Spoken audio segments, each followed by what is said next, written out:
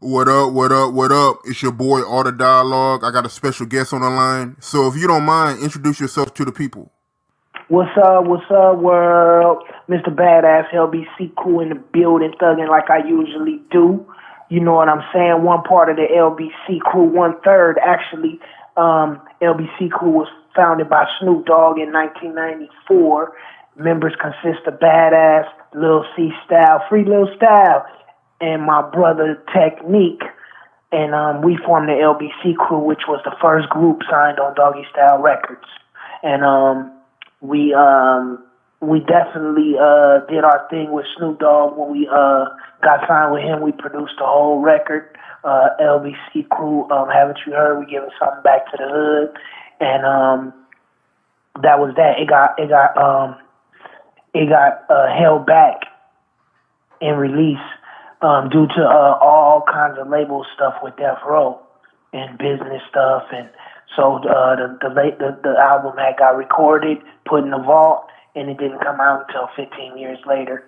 But that's basically who I am, and I'm one part of the Dog Pound Gangsta family, which is the family that Snoop established with all the boys with the rap. Daz and Corrupt is the rap group, the Dog Pound, and everybody else that's affiliated is the Dog Pound family. So I've been riding with that since like 1992. So even before I started recording with Snoop, I met him and we became friends. And you know, our whole conversation was about music and about doing music and me getting on, and he was already on. And the next couple of years, we just stayed friends, hung around each other, and then when I turned 18, which he said he was waiting for, he gave me a record deal with Doggy Style Records, his label that he just had started. And I was one of the first 5 members on Doggy Style. In the first group, the other artist was solo. Trey D was a solo artist. South Central was a solo artist. LT Hutton was a producer signed with Doggy Style in 94, 95 circa, and we had a good time. Me, Lil C Style, and Technique. We recorded a whole album with the whole family. Daz, Corrupt, Snoop Dogg, Nate Dogg, Trey D, South Central, the Low Life, Superfly. All of us had, got down and, we started doing these projects. They was already working on Dog Pound album. We started working on LBC Crew album, and that was the beginning. Like right around that time when I got signed is when Pac came to Death Row, shortly after, which was in the same area of time span. I got signed with Snoop, and shortly after that, Tupac signed with Death Row and came to Death Row. Did you know Tupac prior to Tupac joining Death Row? No, I did not. I actually met Tupac during those that era, and 94, 95, I met Tupac with Snoop. I had actually talked to him on the phone a week before I met him, so my first ever talking to him was on the telephone, and then a week later, we met live in the flesh, and we've been friends ever since. Take me through that. You talking to Tupac on the phone, and a week later, Tupac joining Death Row. Yeah, he was actually with Death Row at that time when he called. Suge was patching him in with Snoop.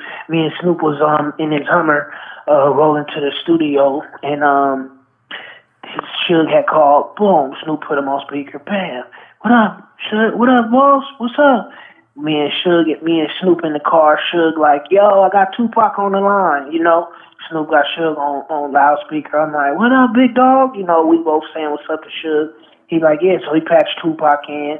I'm like, what's up? He like, what's up? He like, Snoop like, that's the little homie Badass. Pac's like, oh, yeah, oh, Badass, that's hard. Yeah, that's the little homie. What's up, Pac? He like, welcome home. I tell him all that. We on the phone. He like, yeah, that's the little homie from the LBC crew, my group. He like, oh, that's what's up.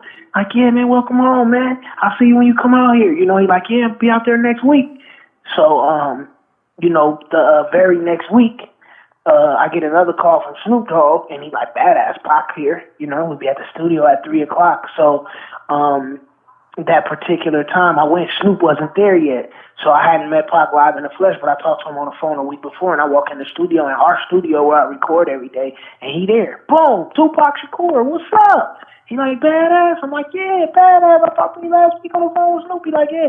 He like, Snoop on his way. I'm like, I know, I talked to him. He told me to come through, bam. And me and Pac just got the mesh, you know. That first couple hours before Snoop even got there and all the homies got there, it was Pac. It was a couple of us there. I forgot who all was there that first instant, but Snoop Dogg wasn't there, and he the one invited me to come down because he knew I had a admiration for Tupac. He told him he was one of my favorites at the time, and we laughed about it. He was like, "Badass, he our age, you know." And I started laughing like, "Yeah," like I told Snoop, like one of my favorite rappers can't be my age, you know.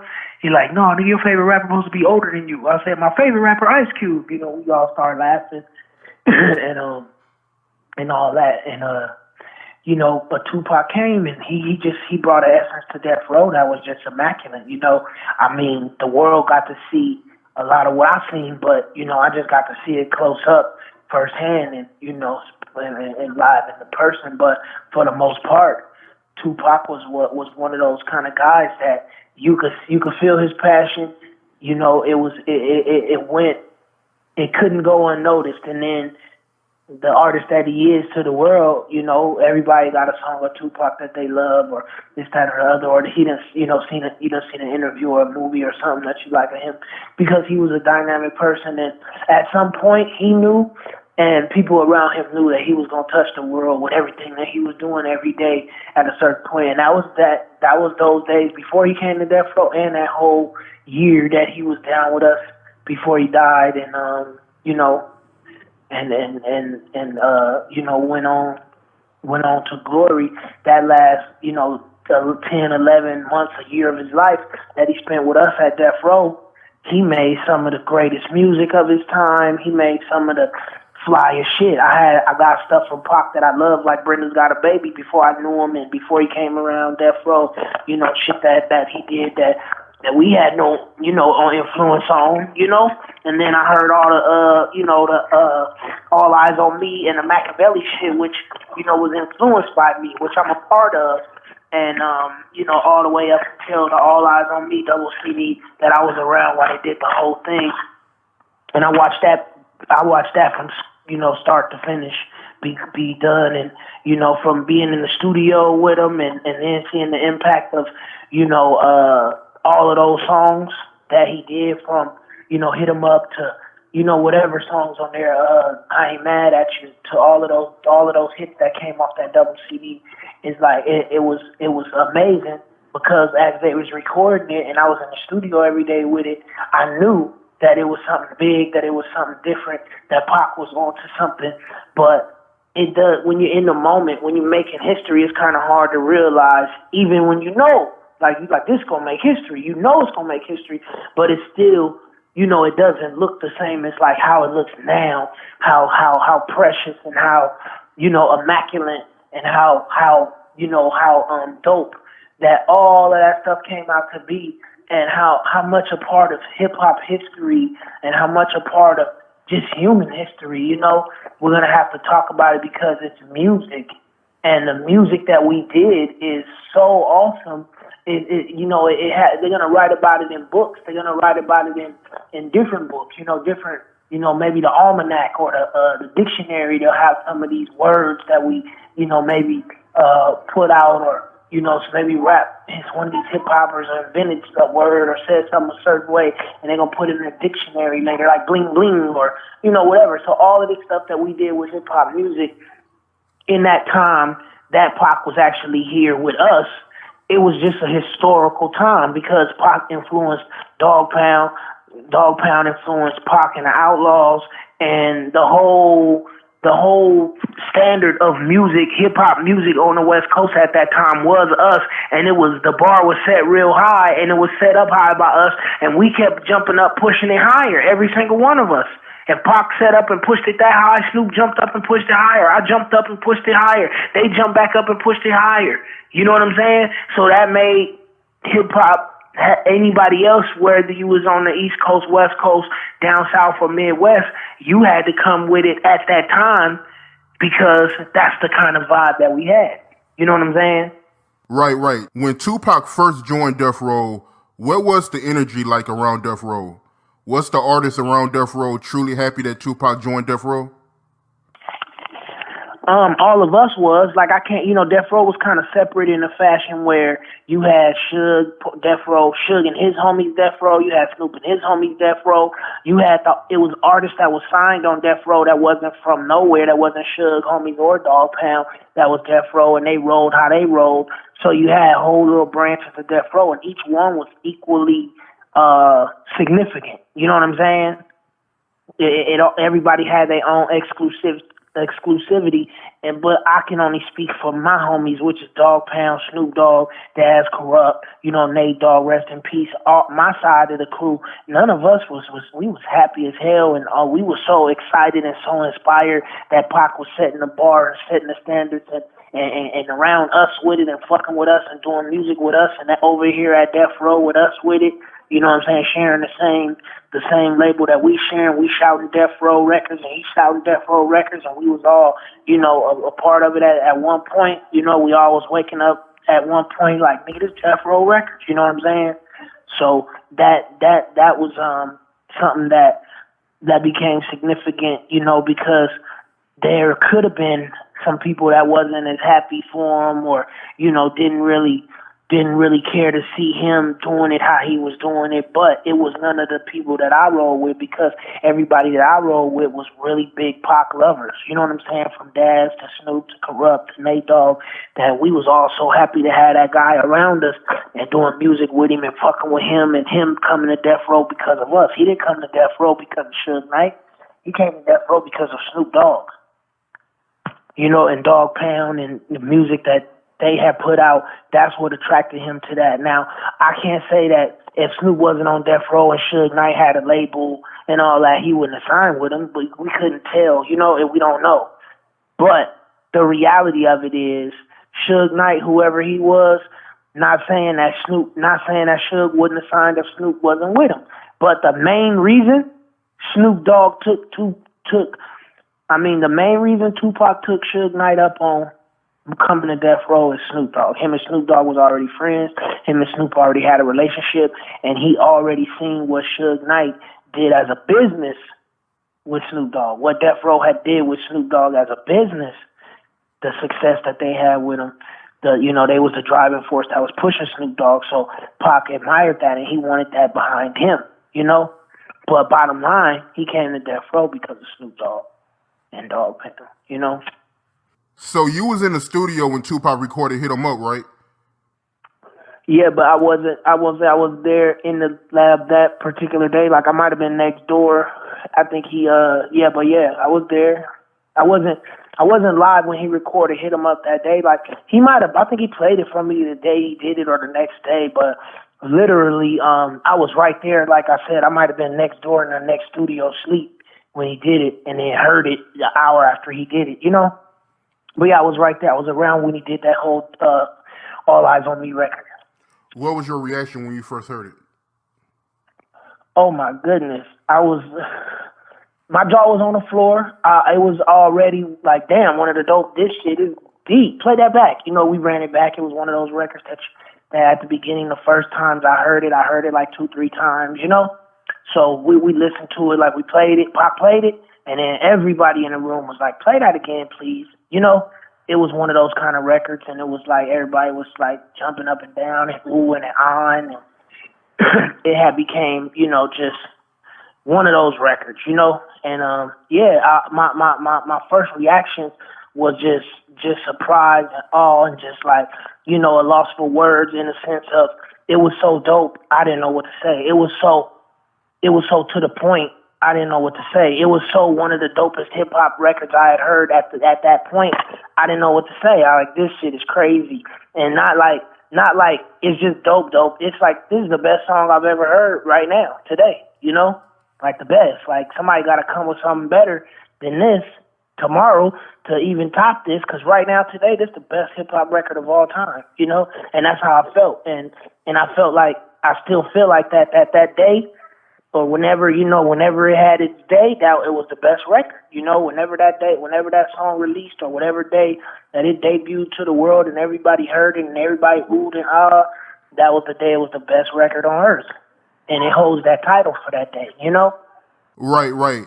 So you made a comment earlier and you said you was in the studio when Tupac was recording All Eyez on Me. Can you give me any kind of stories from that experience? You being in the studio with Tupac when he was recording All Eyez on Me? Yeah. Oh man, it was awesome. It was a lot of high energy. It was a lot of creativity, and a lot of times the house was packed. That's what a lot of people don't know. You will go around the hip hop and find interviews from Snoop Dogg, from Outlawz, from Daz Corrupt, DJ Quick. Shout out DJ Quick. That's my big homie, and that's one of my good friends and one of my favorite hip hoppers ever.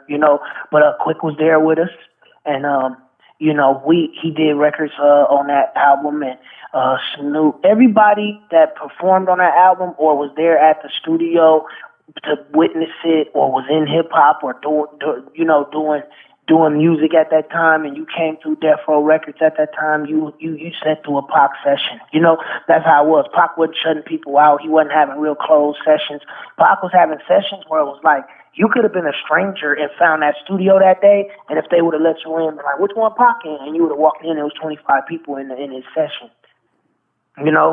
So saying that to say, picture me as being one of those 25 people every single day, and me and Snoop and them was next door. So whether I was next door recording my own record, or recording Snoop shit, or recording, or sitting in on a Dog Pound recording session, we was right next door taking turns doing songs and doing all kind of songs and placing them. Like, we might do a song and then it'd be me, Daz, and Corrupt, and Snoop would be like, oh, I'm putting that on LBC Crew project. Or we do a song with me, Snoop, and Technique, and Trey D, and that's for LBC Crew project. And so we was all doing songs for this, and Snoop would be like, that's for my Dogfather project. So I helped Snoop with that, Dogfather, and I ended up being on about 4 or 5 songs on that project. And, that whole time it was done in the same studio right next door where Pac did Hit 'Em Up, where he did Crazy, where he did All Eyez on Me, where he did Makaveli album at Can-Am Recorders in Reseda, California. And so we was there. A lot of those sessions was just packed with people. I met everybody from Spice One, shout out Spice One, and Richie Rich from the Bay, to who else could I say? Buckshot, BDIMC from Smith and Wesson, from the East Coast, Black Moon. That's one of Tupac's good friends, and I met Buckshot, the BDIMC at Can-Am with Tupac, and some other people, so the whole thing with Tupac was, if you fucked with him, you didn't just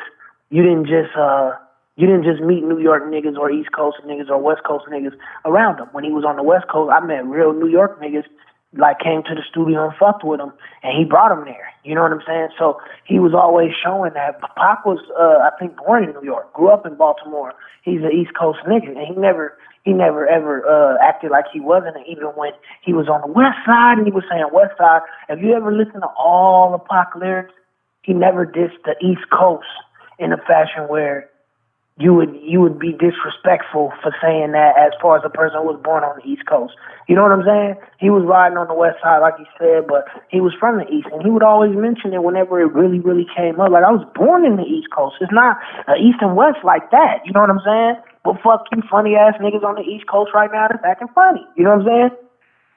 And that's kind of how it was, in a sense. So I feel like people who understood, and I understood. Pac, I would, there's no way I'm gonna be from California, Long Beach, go to New York, and they showing me all kind of love, and I'm putting some records out, and I'm living out there.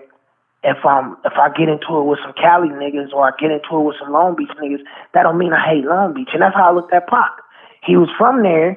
He got into it with some niggas there. He came here. We showed him love, but he never hated the East Coast. He was mad at the niggas who robbed him and shot him. He was mad at the niggas who was his homies on that side, who acted like they wasn't, gangster enough to go find out who these niggas is.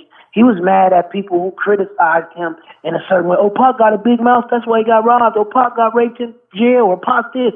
So he dissed a lot of rappers and a lot of hip-hop people that had shit to say negative about him during that time, and I felt him on that. Like, shut your fucking mouth to everybody. He was just trying to shut everybody up who was saying negative shit. You know what I'm saying? And smash on everybody who he felt like needed to be smashed on. You know, as far as his music and you know that, and as far as him getting robbed and shot. You know what I'm saying? Like, the motherfucker had no regard for your life when they shoot you and rob you. You know, and then they kill you, do that to you. And you a famous person, or you a person that they know, they like, oh, that's Tupac, let's rob that nigga, let's kill him, let's shoot him. Come on, man, that stick with you. That's personal. That becomes something. You know, if you're a guy like Tupac, you gonna wake up every day with with a disalignment with life. I won't say you mad, you happy, you sad, nigga. You gonna wake up with an irritation. You know, you gonna wake up having different thoughts. Probably thinking about fighting, thinking about peace, thinking about killing, thinking about peace, thinking about shooting a nigga, you know, fighting a nigga, thinking about peace. Because that's how your mind think when you're a real positive person. Peace always pop up. Peace, like, damn, man, let's keep it peace. Man, these niggas shot me, let's keep it peace. Man, these niggas robbed me, let's keep it peace. You know what I'm saying? So at the end of the day, you always got to have some form of self-defense. You can't just sit up and let people do anything to you and be quiet. You know, some motherfuckers robbed you and shot you. You pissed off about it. Say your piece. Do your thing. You know, everybody, you know, a lot of people got nothing to say when you say, what would you do if somebody robbed you and shot you? Some people, I don't know. And some people have shit to say. I'm going to shoot them up. I'll kill them if they do me like that. You know, so my point is, you just have to let a person vent. You have to let them do what they got to do, man. If they gonna, you know, throw their own life away by picking up a weapon and going to kill somebody who shot at them, then hey, not saying let them do it, but hey, sometimes you might have to get out the way and let them go do what they got to do and let the universe, let God handle that. You know, let the universe take it in its hands. Because if a motherfucker shot you and you go shoot them back, because they didn't kill you and you go shoot them back, and then the universe say, you know, you don't go to jail, or you go to jail, or, you know, you end up getting killed, or you go shoot him and kill him and you go to jail. And when he shot you, he just shot you and he didn't go to jail, or whatever the case may be, it's circumstances. So my point is, if you a man enough to go, you know, pick up a gun, because it don't matter if somebody do something to your children. And you got to know this. Somebody do something to your children, and somebody slap your kid or hit your kid or molest your kid, anything, hurt your child, and you go take take charge and say, okay, I'm gonna do this. I'm gonna revenge my kid, and I'm gonna shoot you, or I'm gonna beat you up, or I'm gonna do something. You might have to deal with the law for taking the law into your own hands. And some parents care, you know, some parents or people don't. But the reality of it is, when you do have a situation such as, you know, you might have to deal with the police doing something that the police feel like that's their job, you know? So at the end of the day, Pop felt how he felt, and he reacted how he reacted, and we all felt the wave, you know? That's what, if you was around at that time, if you was listening to hip-hop music, 94, 95, 96, up until Pop died, then you heard him change the tables. You heard his influence on the game and what he did, and how, you know, his beef with Biggie ended up getting him and Biggie killed, you know, because Pac got killed, and shortly after that, Biggie got killed. You feel me? Right. Speaking of Can-Am Studios, is all the stories true about all the fights and stuff that took place there? For the most part.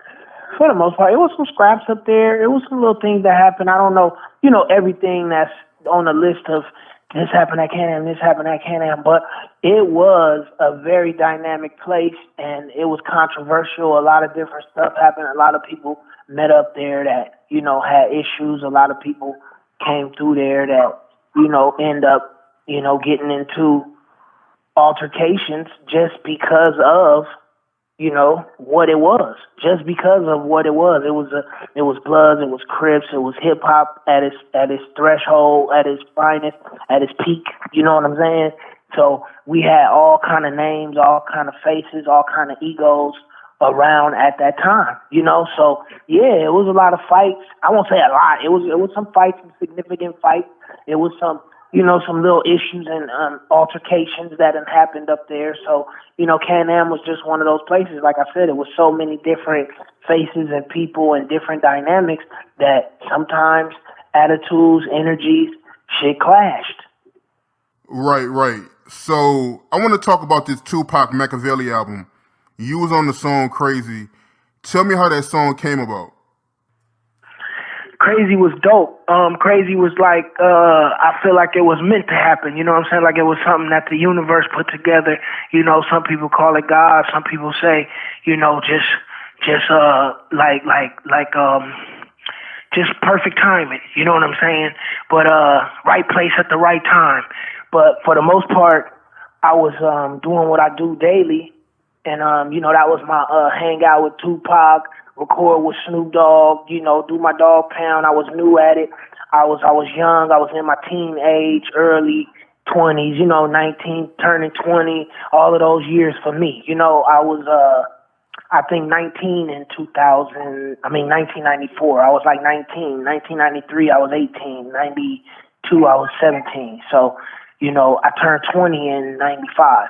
You know what I'm saying? I was born in 75. So, but bottom line, I was 20, 19 years old at that time. And if anybody can remember their days, and you fresh out of high school and your homies is like already on, and you getting on with them. So it was like I didn't have to do a lot. Snoop and them already kind of kicked the door down, and all I had to do was do my thing because my big homeboy had the shit kind of, you know, popping. He had a spotlight on him, and he was like, badass, come with me, you know? So I was sharpening my skills and making sure I was tough as I needed to be to even be a part of it, you know what I'm saying? So, you know, during that time, it was like, that's kind of all we did was that. And so we was next door. Pac and them was in one studio. We was in the next studio. And we was all recording every day. And, you know, different artists would come through. Pac had his friends come through. Snoop had his friends come through. And every day I would go in and, you know, I would either come up there with Snoop because I would stay at his house. You know, I was living back and forth with Snoop Dogg and my mom. I was kind of transitioning, so I was staying with my mom, and then I go stay at Snoop for a week. I go home with my mom for a week, and I come back to Snoop's, stay for 2 weeks, you know, record every day, and then go back home for a couple of days, and then Snoop would be like, we got something to do. And then, so that particular time, I was just kicking it, recording every day, and I went in the studio to say what's up to Tupac. And they had the beat up. Pac was writing to it. Outlawz was writing to it. They was doing their little thing. And they was just having they regular recording day. And we was in there doing our thing. And I went to say what's up, and Pac was like, yeah, badass. You got something for this? And I was like, yup. And I went in there and recorded my verse, and that's what the verse y'all hear on the song. And Pac was like, that's hard. And, you know, he gave me all kind of props on it. That's dope. You did. You made the record. That's going on the album. That's hard. And to this day, it's on the album. And, you know, I love it. It was one of my favorite verses. And it was something that I felt like was meant to be. I was hungry at the time, and I wanted to be somewhere where everybody wasn't at, and something that would be special later. You know, like now, today, people can't get that. People can't even find Tupac. You know what I'm saying? He been dead for 20-something years. And even if he is in wherever they say, you know, he in a different country living up, whatever, that's beautiful. I haven't talked to him. You know what I'm saying? And so, you know, all in all, that project and that song we did became history, and it's dope and it's fresh and it's something that you can never take back. It will always be a part of, you know, humankind. It'll always be a part of human history, and whatever humans do when they bring up music, and, you know, a million years from now when they bring up some of the greatest music ever, that will be brought up. You know what I'm saying? So I feel like just blessed to be a part of something that was so historical and that was so fresh, and that was brought by somebody else like Tupac that was already noted for doing dope stuff. And, you know, he took me and put me on something that became so, you know, timeless to the world and so fresh that people, you know, whether they know who I am or not, they love that record. People love that record. I've met people that right at the point they start telling me about that record, they don't know who I am, and I know it. And they start talking about that record, and then I share with them that I'm on it, and they will share me some things that, you know, that record done been a part of them, and they sing some words of that record, and it lets me know that that record has really touched a lot of people. So it was just a blessing, like I said, for me to get on it, for me to go in there at the time I did, just to say what's up to my homeboy, and that's all it was. I didn't go in there with the intentions like I'm gonna go rap with Tupac today, you know. And I've had those intentions, like let me go in here and see if I can get on something with Pac. And that particular day, it wasn't. It was just let me go say hi to Tupac, and that was dope because it was genuine and it was real. And that's what I got. I went to really just say hi to Tupac. Like I didn't want no money from him at that time. He had been my friend already. I already had recorded a song with him, and I was just going to say hi to the dude, like literally. And that's what said with the blessings you get when you badass and you know you want something that dope. And I'm gonna say fuck that, and with no strings attached. I'm gonna say hi to Tupac, see how he doing today. You know? Right. Did you and Tupac record any other songs that was supposed to be on the Makaveli album that didn't make the album? No, not Makaveli, but I did some stuff for the One Nation project, supposedly.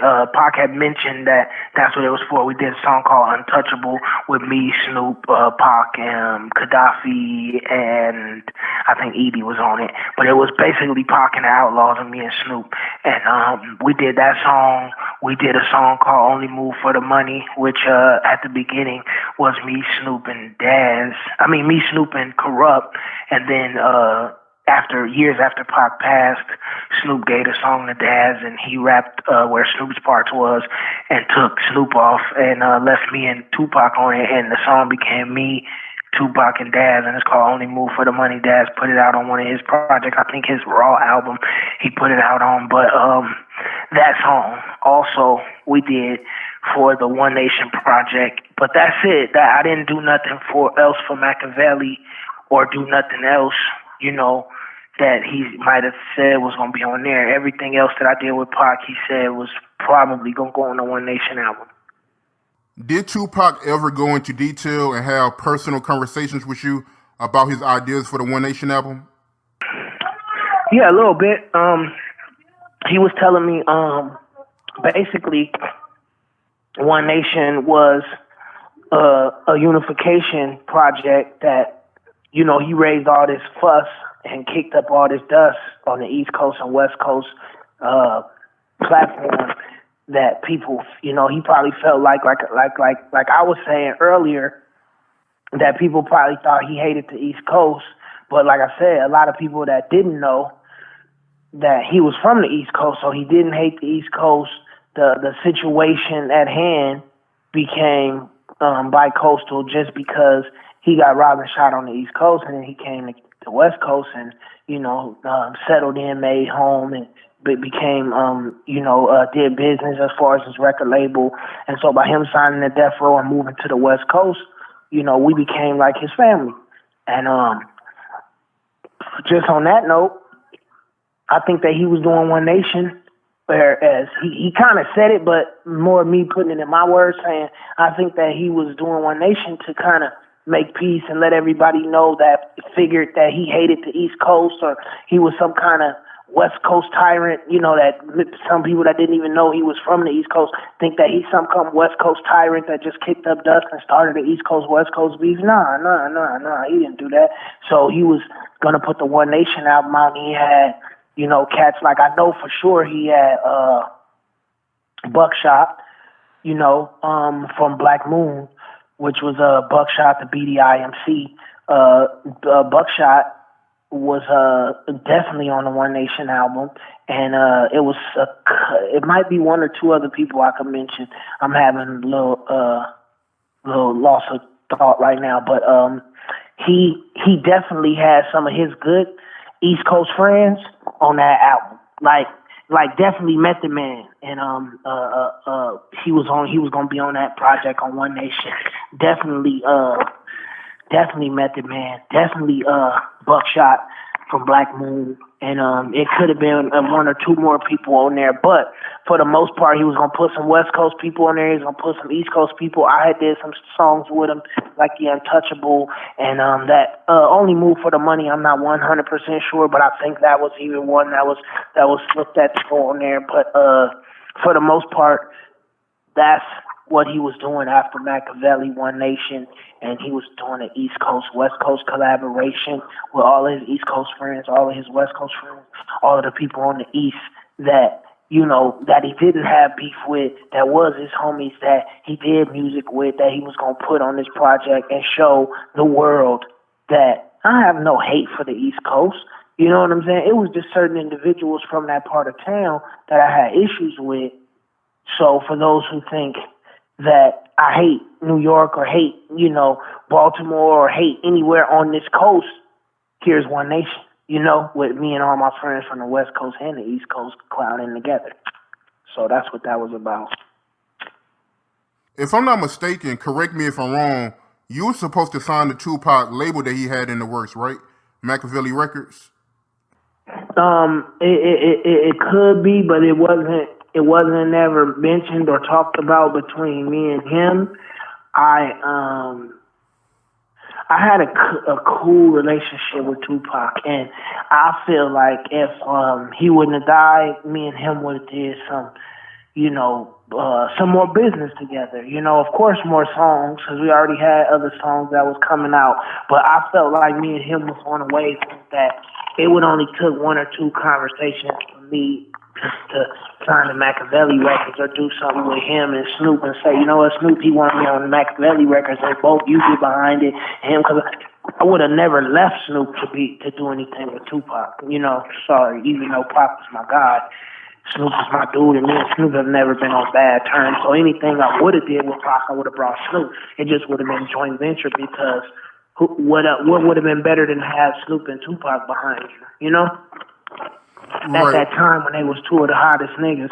And that just, me signing on Makaveli Records, that never came up. I've heard that, people ask me similar question, like, you supposed to sign with Pac? And it was like, nah, me and him never talked about nothing like that. I was signed with Snoop Dogg. Pac was my homie.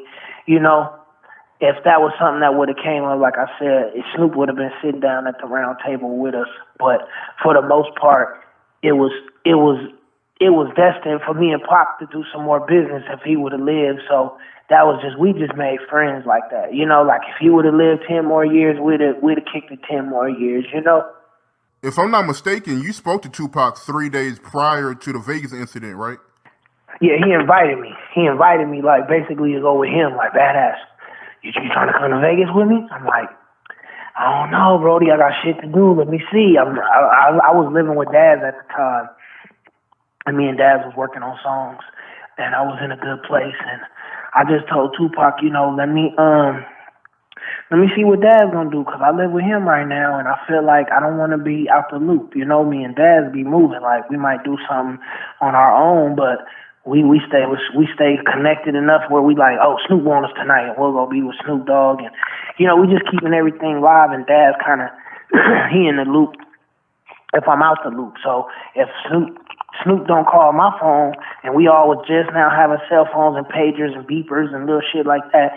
So it was like we was calling each other. We'll call house phone or page you, or we had those two-way pagers in the early 2000s, and before that we had little cell phones, and all of that stuff was just starting. So all of our communication ways. But bottom line, if it wasn't Snoop calling Daz or Snoop paging me because he knew me and Daz was together, or calling Corrupt because he knew all three of us was together, he'll get the word out to the homies whenever it's time for all of us to be together, and he still do it to this day. To this day, Snoop will tell whoever he's around, if I'm there or Daz there, he'll tell whoever he's around, hey, call the homie, call Badass, or call Daz. Or he'll tell, like I said, he'll say it in a room full of people, hey, y'all call Badass and Daz and them and make sure they here tomorrow. And then you'll get calls. He called me all the time. He called me a couple months ago to come perform with him in July, and that's my phone ringing. It's his people. Hey, Badass Snoop said you performing with him tomorrow. Yeah, where the show at? Blase blogs. I'm gonna send you all the info. Okay, I'll be there. And he do it, and he get us all together. He the kingpin of our crew. So whenever it's time for him to get the crew, he shine that dog paw in the sky, and everybody come together. Lady of Rage, shout out Big Sis. Joe Cool, whoever, everybody that's with the Dog Pound, Daz, Corrupt, all they, Corrupt got grandkids right now. Daz, I think Daz got some grandkids. Like, we all getting old. You know, those dudes only a year or two older than me, 2-3 years older than me, and I'm right behind them. My oldest kid is 24. We all been together since we was that age, you know, or earlier. I've been with Snoop since I was 16, so that just says a lot about how much time we've been. It's like your whole life, you know. I'm 43, about to be 44 now, and I've been with Snoop Dogg since I was 16 years old. And I just performed with him, like I said, like 2 months ago. I performed a big show in Long Beach at the Once Upon a Time in the LBC concert, you know, where Daz and Corrupt and Game and, you know, DMX and I don't know, there was so many people performed at that concert, Ja Rule and Ashanti, you know. It was lit, but that's basically, you know, just a part of what we are. That's just a part of what we are. That's a part of what, you know, the Dog Pound family do as musicians, as family. We all keep in touch. We still do music together. We still, you know, just keep it on that royal flush where, you know, every time you see the homies not too far behind gonna be the homies. You feel me? You see Snoop, you gonna see Daz, you gonna see Corrupt, you gonna see Badass. You know, sometimes you'll see 5 of us together or you'll see 10 of us. Every now and then at these days, it's a beauty when you see a lot of us together because we all getting old and we all don't come to every event. You know, we all ain't booked on the same events. We all don't be at the same, so when we all ever get together, like this last show we did in Long Beach where Snoop brought all of us out. He brought Warren G out. He brought Badass out. He brought Eastsiders out. You know what I'm saying? He brought Domino out. Domino came out singing his song. Here we go. He brought, you know, the twins, Dove Shack and Warren G and the twins came out. So Snoop bringing everybody out. You know, hey, y'all remember this? You know, this is this, and they come out. The homies come out. You know, with their songs. So it's a blessing to see Snoop bring out, let's get into some gangster shit. And the Eastsiders come out, I stay gangstered up.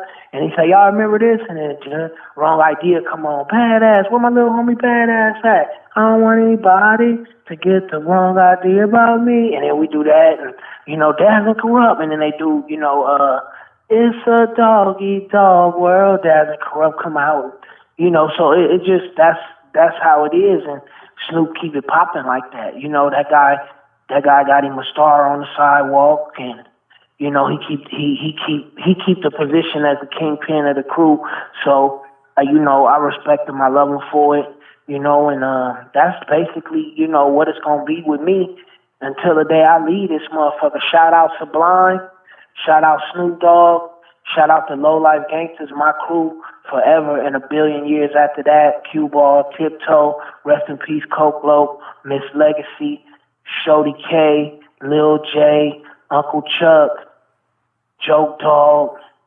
Man, it's a million of us. So, you know, at the end of the day, K Nash, Frank Nitty, Nat the Gat, you know, it's a gang of us. But bottom line, Double Dollar Sign Records, Low Life Gangsters, Dog Pound, LBC crew that will forever be Badass.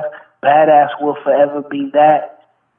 I'm always cool with the Dog Pound. I hear interviews or I see people start off shit and they be like, Badass, former member of the Dog Pound or former member of the LBC crew.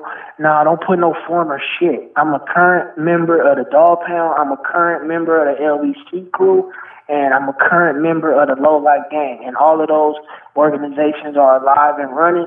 And I've talked to several members in the last, you know, couple of months. I've talked to several members of each organization, and that's what it is, you know?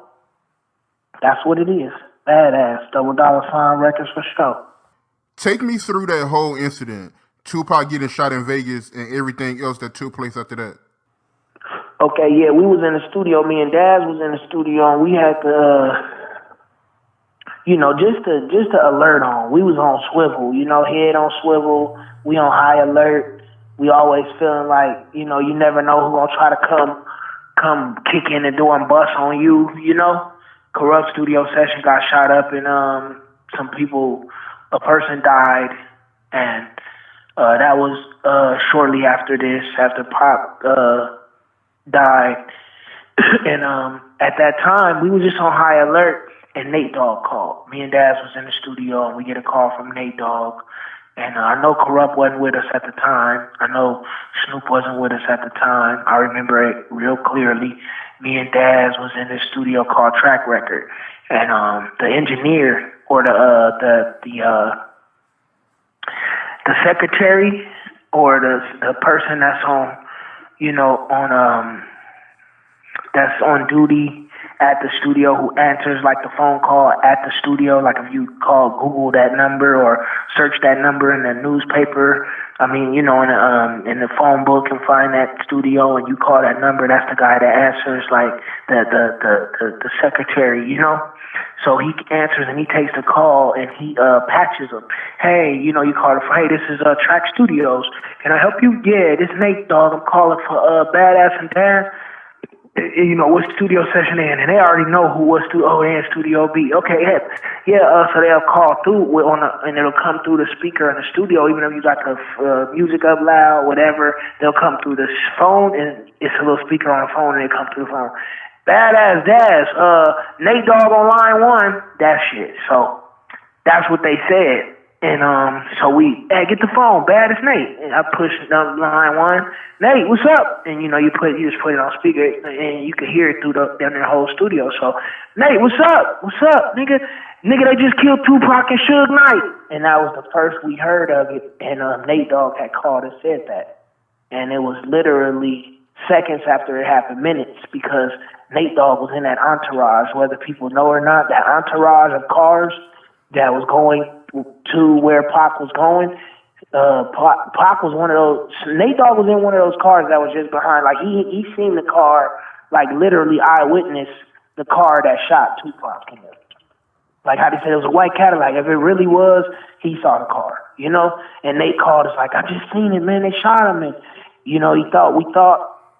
They both went to the hospital. Nate wasn't with that. He didn't get go straight to the hospital with him. So when he called us, he was like, they was dead. He was like, Pac and Suge dead. They just killed both them niggas right here on Vegas Boulevard. You feel me? And then a few minutes later, he called back and was like, Pac in critical condition and Suge okay. Suge walking around talking shit. You feel me? Right. What was everybody's reaction when it was officially announced that Tupac passed away? Everybody was sad. Everybody was crying. It was like a sad day. Like we mostly heard it, I think, on the television services. But when I first heard that he passed, I think Snoop had called me and was like, "Bad, Tupac died." And I was like, "No." And he was like, "Yep." And I was like, "Damn." And it was the day he died.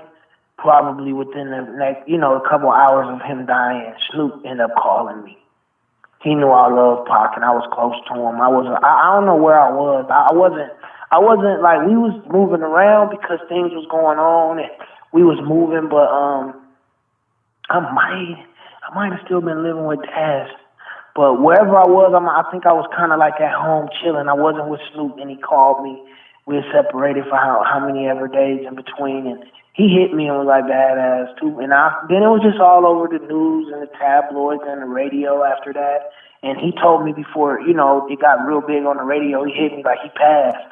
I guess somebody called him or, so shortly after it happened, he get a call, and he was one of the first ones that knew. And, we didn't have internet popping back then, Like, we had internet, but we wasn't on it like that till, social media and all that. So the word spread kind of regular back then. And he by the time he called me, it wasn't even on the news heavy yet, So, but yeah, Snoop called me and told me, and we was all teary-eyed and just fucked up. Like, damn, I'll never see my nigga again.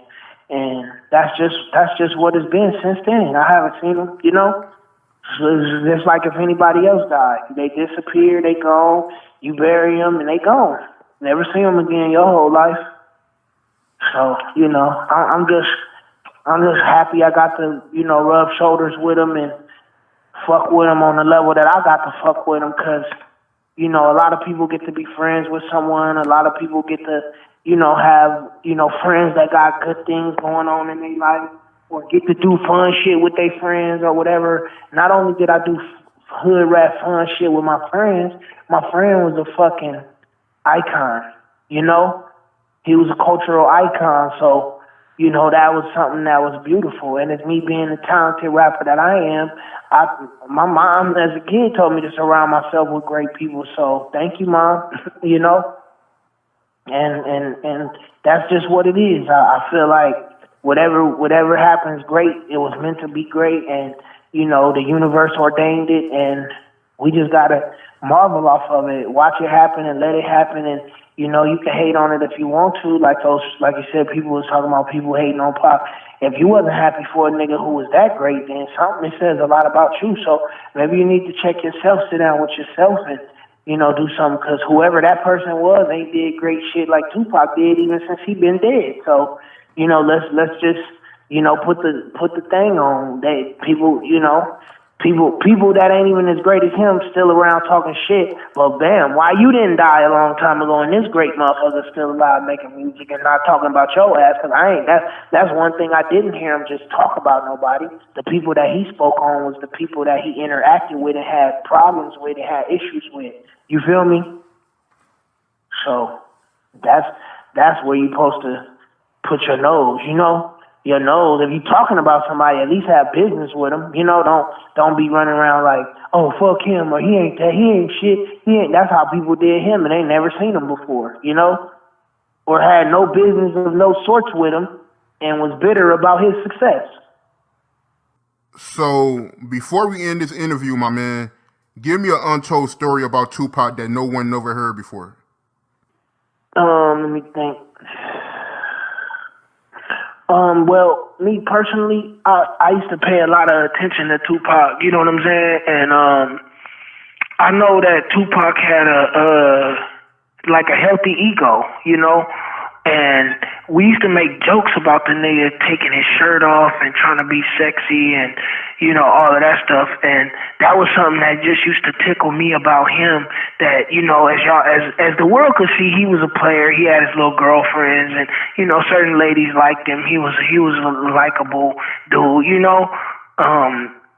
Just in my mature age, I could say, oh yeah, he probably was, you know, a handsome young man, you know? Like, people, it seemed like a lot of people liked him. I didn't truly look at him like that back then, but I used to laugh because it was funny to us, like, this nigga think he a sex symbol. You know what I'm saying? And we used to say little funny shit like that, so we used to always laugh when he take his shirt off to show his tattoos when it ain't even that hot in the house, and we'd be like, look at this nigga, he acting like he hot already. You know what I'm saying? So it just used to be some inside jokes that a couple of me and the homies would say, me and some of the outlaws, me and some of the dog pound, we'd tickle and joke. Niggas that knew that nigga, I'd get with one of them and be like, look at this nigga, think he's super sexy. You know what I'm saying? Me and Corrupt or me and Daz, you know, we sitting back laughing like, hell yeah, this nigga think he the sex symbol of the year. You know, so, you know, and then once somebody, you know, sometimes you talk to one of the homies about the homie, then the other homie will bust you out, like, they'll laugh with you for a minute and then be like, Pop, this nigga badass say you think you a sex symbol. You know what I'm saying?